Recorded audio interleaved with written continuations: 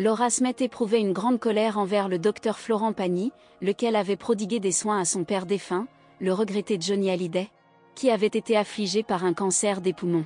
Il est malheureux de constater que le taulier a été emporté il y a de cela 5 années par cette terrible maladie qui est communément appelée le crabe. Effectivement, il convient de rappeler que l'actrice avait déjà exprimé son ressentiment à l'encontre du docteur David Kayat, chef du service d'oncologie de l'hôpital de la Pitié-Salpêtrière, qui se charge actuellement de la prise en charge médicale de Florent Pagny, ainsi que ce dernier l'a révélé dans son ouvrage. La belle-fille de Laetitia Hallyday a exprimé son mécontentement envers ce praticien de renom, qui a été distingué par la reine d'Angleterre, en raison de son association avec une entreprise spécialisée dans la production de cigarettes. En effet, dans un article de presse, le docteur David Kayat avait été qualifié de « cancérologue star de l'industrie du tabac », ce qui a suscité la colère de Laura Smet.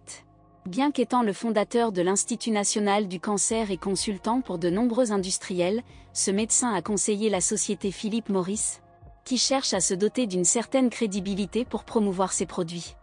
Il est à noter que Laura Smet, la fille de Johnny Hallyday, avait déjà mis en cause le docteur David Kayat, qui avait pris en charge son père, en évoquant une possible collusion entre ce cancérologue et l'industrie du tabac. En revanche, il est à noter que Florent Pagny s'est quant à lui montré satisfait des conseils prodigués par ce spécialiste, comme il l'a clairement affirmé dans son autobiographie intitulée « Pagny par Florent », dont certains extraits ont été relayés par le journal du dimanche.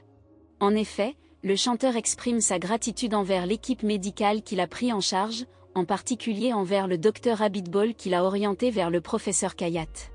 Ce dernier, oncologue éminent, a réagi très rapidement à sa situation, ce qui a été déterminant dans le traitement de sa maladie. En effet, la tumeur dont il était atteint était particulièrement agressive et évoluait à une vitesse alarmante, ce qui rendait la rapidité de la prise en charge d'une importance vitale dans son cas.